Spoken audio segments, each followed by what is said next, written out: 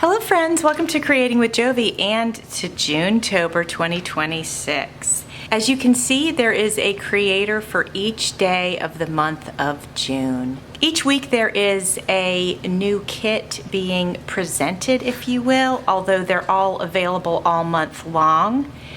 But the four hosts of this fun collaboration are Lottie's Magic Attic, Petals and Parchment, Crafty Dragon Creations, and Emily Designs, and they each have a printable kit that you can use all month long. I wanted to let you know that there are some games that you can join in on so that you can win prizes, and this is your game board. My week is week 4, and I will be using the House at Widow's Cove printable kit created by Lottie's Magic Attic. My day for my main video is June 25th. I wanted to create several videos this week because I want to be sure that I can show off as much of this cool, very cool, printable kit as I can.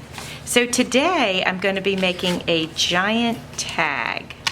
I wanted to mention to you to please check out our hosts' videos because they have more information about the games and all that good stuff. All the links will be listed in my description box. Go check them out. They will have all of the information that you need. I just don't want to mix anything up.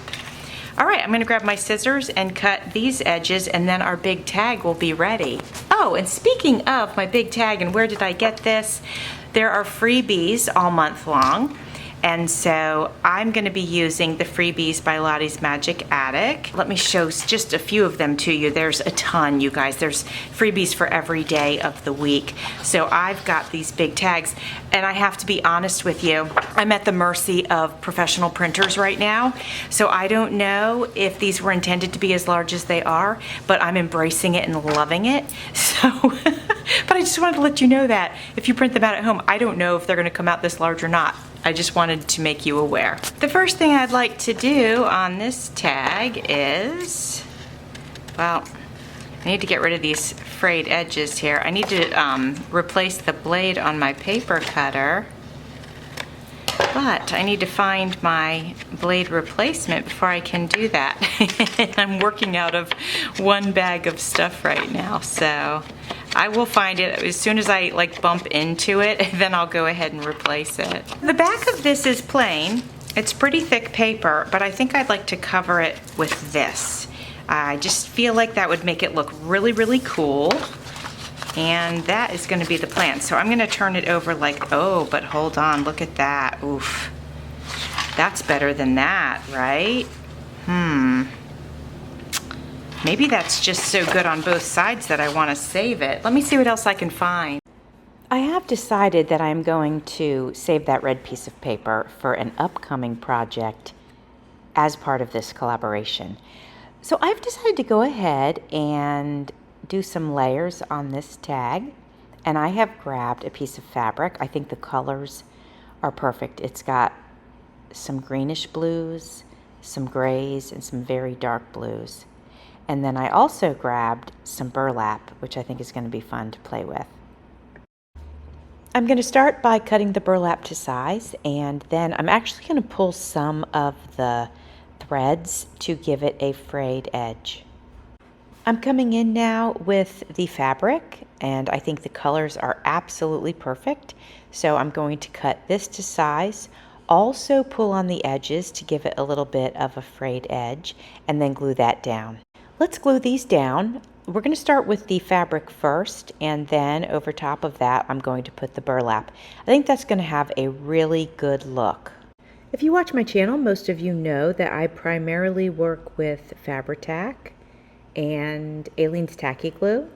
Sometimes I use 3-in-1, but that's definitely what I'm going to use in this project is Fabri-Tac and Aleene's Tacky Glue.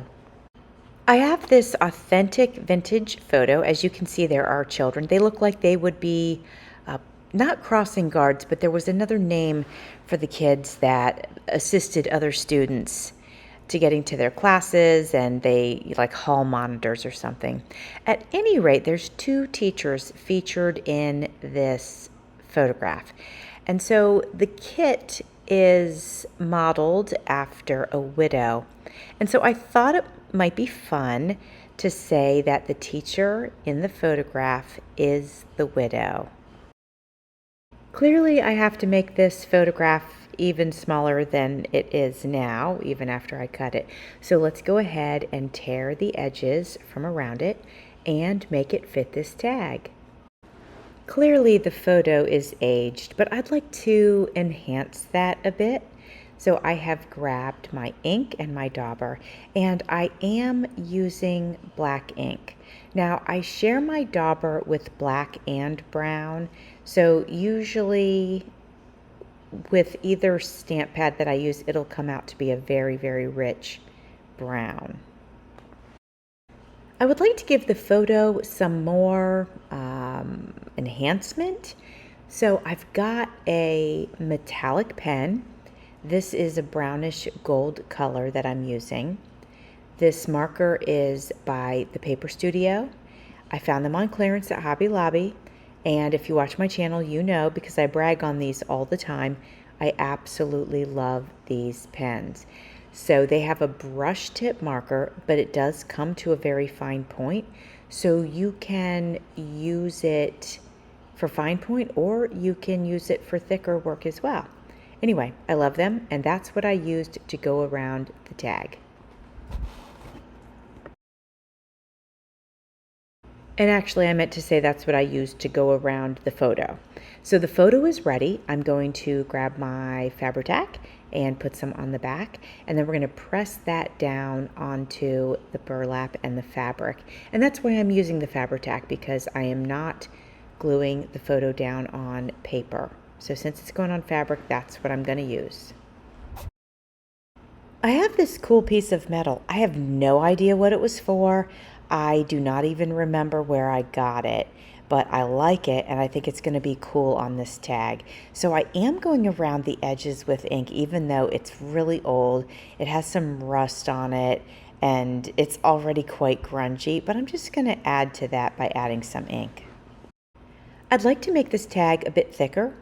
It is quite large, so I think it is good to have a thicker material underneath of it. And so I'm going to upcycle this cereal box. Cereal boxes are really fantastic for this sort of thing. They're nice and thick, but they're not so thick that you can't cut them easily. And, you know, they come with our cereal. So at any rate, I am just simply going to cut this cereal box to size and then adhere that to the back of the tag. I was going to try to hold the tag on the cereal box and then just cut it, but I was really afraid it was going to kind of slide around. So I figure I will simply glue the tag down to the cereal box and then cut it. You'll notice that I'm gluing the tag onto the colorful side so that the brown side is what is on the back, and that way it can very easily be used for writing something. A photo can be attached. Anything. It's a nice, clean slate. If you are new to my channel and you came here because of this collaboration, please let me know in the comments. And I want to say thank you for coming over and welcome to my channel. I hope that you will find things that you will enjoy here. I have a lot of different playlists, so you may find some things that you really like. We definitely want to make sure that this looks aged, and so I'm going to go around with my black ink, and I'll go around the front and the back. And just so that you know, I don't mind if some black ink gets on the burlap or the fabric. It'll actually age that up a bit too. I want to add this piece of metal to the tag. Remember, we were messing with this a few minutes ago. And so I'm putting a hole here. I'm just using some scissors to put a hole there. I packed my crocodile, so I can't use that. And I don't have my pokey tool handy, so I just used a pair of scissors. But now I'm realizing that I put this hole right in the center, and it's going to cover the teacher, our widow. So I'm changing plans just a little bit. I'm going to go ahead and put this brad in here. It's perfect color. It's like this deep orange topaz-y color, and I think that's perfect. It goes with the vintage or antique vibe that we've got going on here. Now I still want to add this piece of metal. I just have to decide exactly where do I want to put it. And I've decided I am going to put it in the lower right-hand corner. I think it's a perfect spot for it.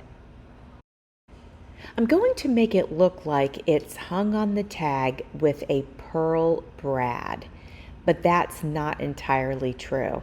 I'm actually adding some Fabri-Tac, which I swear is the same as 3-in-1, and it grips just about anything. So I'm putting the Fabri-Tac on the back side of this metal piece, and I'm going to glue this to the tag. Then I'm going to use my scissors again, since I can't find my pokey tool, and I will poke a hole in the center of the hole on this metal piece.